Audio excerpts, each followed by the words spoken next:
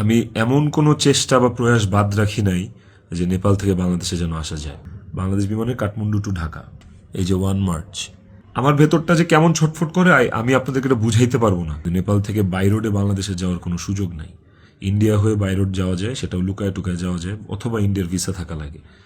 কিন্তু যেদিনের ঘটনা সেদিন আমি এমন কোনো চেষ্টা বা প্রয়াস বাদ রাখি নাই যে নেপাল থেকে বাংলাদেশে যেন আসা যায়।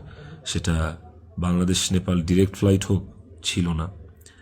ট্রানজিট ফ্লাইট ছিল না, একটা ট্রানজিট ফ্লাইট ছিল, ওইটার টাইম আর ওইটাতে আসলে আমাকে পরের দিনই আসতে হইতো। তারপর আমি বিজনেস ক্লাস ট্রাই করছি, যে কোনো ট্রানজিট ফ্লাইটে বা নেপালের ফ্লাইটেই কোনো বিজনেস ক্লাস আছে কিনা। আমি অনেকভাবে চেষ্টা করছি যে সামহাও বাংলাদেশে আমি ঢুকতে পারি কিনা, বাট ওই দিন যেদিনের ঘটনা, ওই দিন আমি কোনোভাবেই টিকিট ম্যানেজ করতে পারিনি। এটা হচ্ছে যেদিনের ঘটনা, সেদিনের কথা বললাম। আর এরপরের দিন আপনারা যে বলতেছেন যে শেষ দেখাটাও দেখলাম না, আসলাম না, এই না সেই না, আমি টিকিট কাটছিলাম, কারণ ওই টিকিটটা ছাড়াও অন্য কোনো টিকিটে আসলেও আমাকে দেরি করে আসতে হইতো। সো সবচেয়ে ফাস্টেস্ট টিকিট ছিল এটাই, বাংলাদেশ বিমানের কাঠমান্ডু টু ঢাকা। দেখেন এখানে লেখা আছে 1 মার্চ, এই যে 1 মার্চ।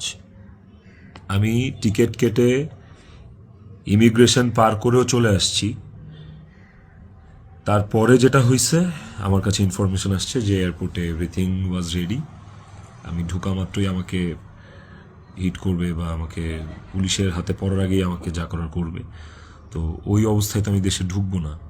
এবং এর সাথে শুধু আমার কাছের মানুষজনই যে জড়িত তা না, আর অনেক মানুষজন জড়িত। আমি পুরোটা না বলি, কাউকে ছোট করতে চাই না বা কাউকে আমি এখনই দোষ দিতে চাই না।